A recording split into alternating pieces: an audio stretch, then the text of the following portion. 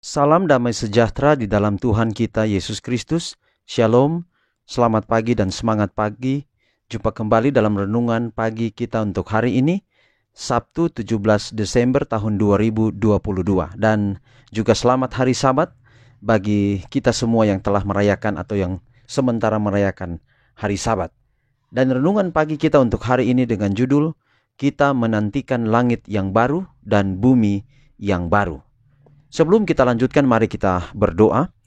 Bapa di surga, terima kasih atas kebaikan Tuhan dalam kehidupan kami, yang sudah memimpin kami sepanjang malam kami beristirahat.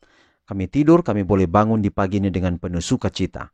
Kami akan mendengarkan pekabaran firman Tuhan. Biarlah firman-Mu boleh menjadi berkat di dalam kehidupan kami. Terpujilah nama Tuhan. Dalam nama Yesus kami telah berdoa. Amin.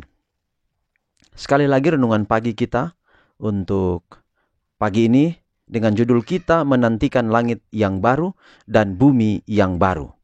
2 Petrus 3 ayat 13 berkata, tetapi sesuai dengan janjinya, kita menantikan langit yang baru dan bumi yang baru, di mana terdapat kebenaran. Sekali lagi, 2 Petrus 3 ayat 13, tetapi sesuai dengan janjinya, kita menantikan langit yang baru dan bumi yang baru, di mana terdapat kebenaran. Di pintu Firdaus yang dikawal oleh malaikat-malaikat, kemuliaan ilahi dinyatakan. Ke tempat inilah Adam dan anak-anaknya telah datang untuk menyembah Tuhan. Di sini mereka memperbarui janji-janji mereka untuk taat kepada hukum terhadap mana pelanggaran mereka telah menyebabkan terbuangnya mereka dari Eden. Apabila arus dosa melanda dunia ini dan kejahatan manusia menetapkan kebinasaan mereka oleh air bah, tangan yang telah mendirikan Eden itu telah mengangkatnya dari dunia. Tetapi pada pemulihan yang terakhir, bila mana akan ada langit yang baru dan bumi yang baru, maka taman itu akan dikembalikan lagi dalam keadaan yang lebih mulia daripada awal mulanya. Kemudian mereka yang telah memelihara hukum-hukum Allah akan menghirup kesegaran yang kekal di bawah pohon al-hayat itu. Dan sepanjang zaman kekekalan, penduduk dunia yang tidak berdosa akan memandang di dalam taman kesukaan itu satu contoh apa yang akan terjadi terhadap seluruh bumi ini kalau manusia mengikuti rencana Khalik yang mulia itu. Di sana akan ada musik dan nyanyian yang sesuai dengan pemandangan Allah, yang belum pernah didengar telinga yang fana atau diangan-angankan oleh pikiran. Di sana setiap kuasa akan diperkembangkan, setiap kesanggupan akan ditambah.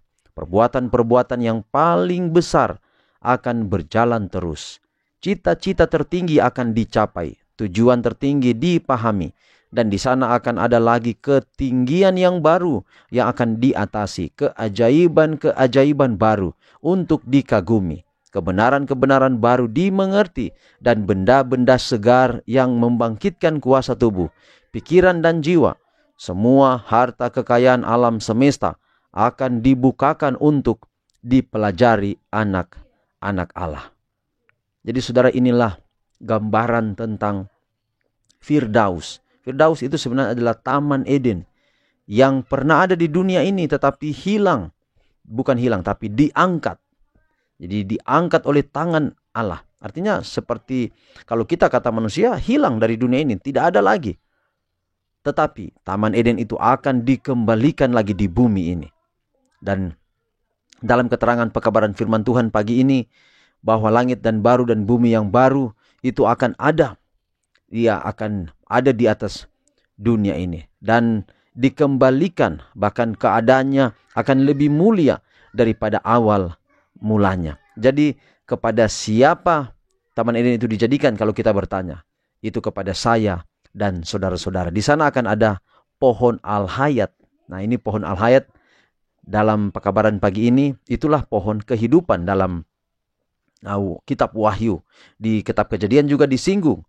Ada pohon kehidupan di tengah-tengah taman itu. Dan buahnya dalam tulisan-tulisan lain daripada tulisan Ellen White, bahwa buahnya itu adalah keemasan. Jadi keemasan, kemudian ada warna seperti keperak-perakan, mirip dengan buah apel.